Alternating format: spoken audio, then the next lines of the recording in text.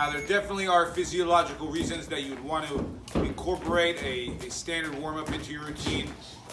It can vary person to person depending on your needs and your equipment, but here at the gym we usually started with a bit of jumping rope.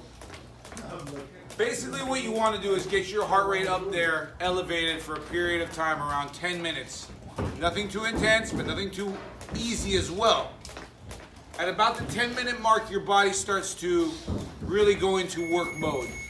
Your actual body temperature has elevated. That's why it's called a warm-up. That's why you start perspiring and feel a little bit more loose. Your joints start getting oiled, as they say. Also, inside your body, your endocrine system really starts kicking into overdrive, starting pumping more testosterone and different anabolic hormones that are going to help aid your workout.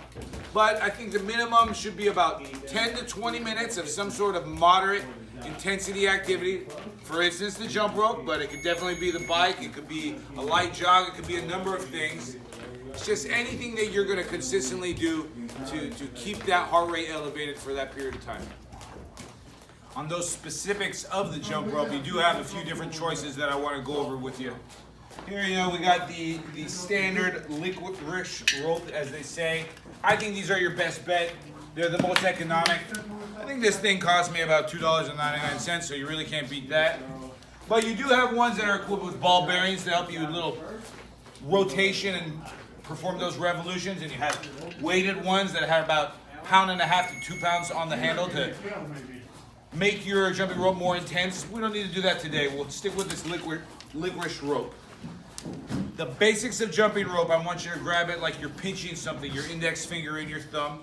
Do it towards the end of the handle. I want you to step over it, and I want you to pull that rope until you're feeling the back of your knees. This is going to be your starting position. Now, using a whip of your wrist, putting those wrists at about waist level, you're going to try to incorporate the jump and the revolution of the rope to coincide. It's really the act of me jumping that's having this rope pass underneath me. No great force is necessary with my arms. And there's definitely no motion coming out of my shoulder joint. I'm trying to delegate it solely to my wrist joint down there with the addition of that jump. So I get my rhythm going, and I have that basic jump. But really what the boxers like to do is start incorporating that skip and add a little bit more elegance and coordination to this movement. What I'm doing here is I'm dropping both toes down and I'm dropping one heel out. I'm going back to both toes down and then it's the other heel out. So toes, heel, toes, heel, toes, heel.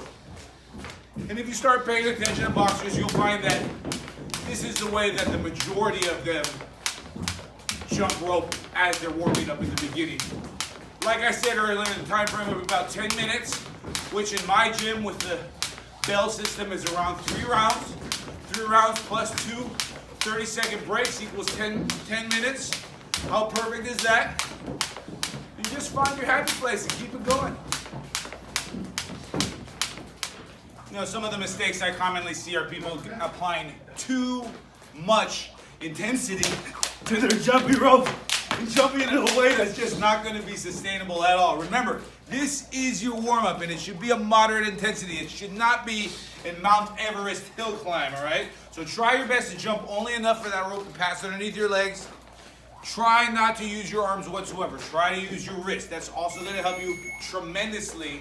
And another thing that I like to cue my fighters on is to keep your hands at about pockets position, like you're about to put your hands in your pockets, and that's a good way to start the jumping rope process.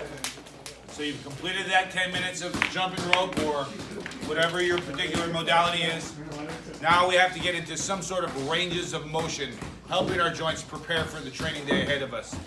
I have my fighters work with 4 basic ranges of motion, starting with a knee hug, bringing that knee up through a full range of motion and assisting with your arms.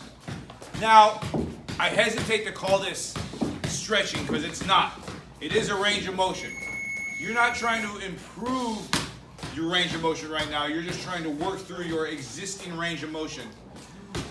Your body stores energy in your muscles in the form of elasticity. Now, you notice my arm, I put it out straight, but it's not really straight. I could straighten it out a little bit, and you see it wants to spring back into position. Well, that is stored energy. That is stored speed. And I don't want to rob myself of that by stretching it out the same way I would if I took a rubber band and just held it out for an hour and let it go. It's not going to fly out at all. But if I take that same rubber band and snap it back for a quick second and let it go, it's going to fly many feet. And that's what I want to preserve in my muscles. So as opposed to some long, drawn-out static stretches for the sake of flexibility, we're working for the sake of range of motion, knowing that we're preparing for a hard day ahead of us. So we have those knee hugs, bringing you here through this range of motion, stretching your glutes, your hamstrings.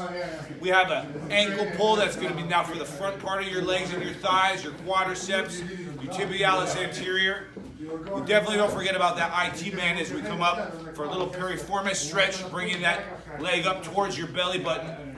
And then the coup de grace is that opposite toe, opposite finger, applying that range of motion and applying a small amount of balance training. So that's always a great way to follow that jumping rope.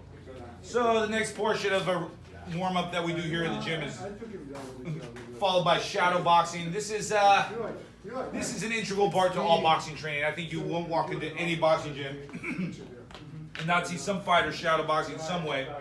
What are you doing? Well, you're working through a round. You're working through some imagery. You're working through your imagination of events that you've gone through, events that you will go through, punches you'll throw. You're definitely getting your body ready to throw these techniques and these tactics, but you're also rehearsing and warming up your brain, which is the most important part of boxing, hands down.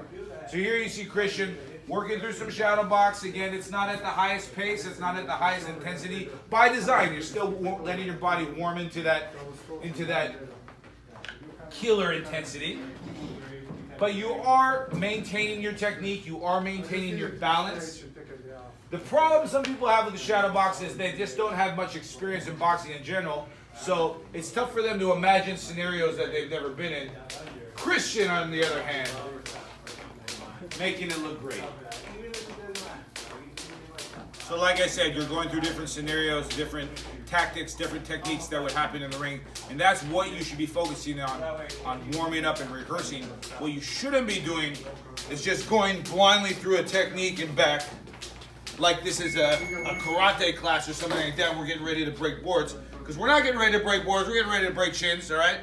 You want to be on the balls of your feet 100% of the time if possible. You want to maintain that elbow tuck, you want to have that chin down, you want to have your hands up, you want to maintain your balance. But really, I want to stress that I want you to rehearse things that would actually be happening in that ring.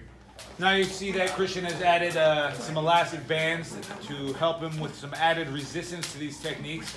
And it's a great idea if you have some sort of equipment like this, right? But I should put the disclaimer, the caveat that you never want to do anything that's going to change the fundamental techniques of your punching, of your boxing, right? So you here see Christian has the elastic bands wrapped around his back, helping a little resistance as those punches coming out, but he's still maintaining his technique and his form, and that's first and foremost the most important thing.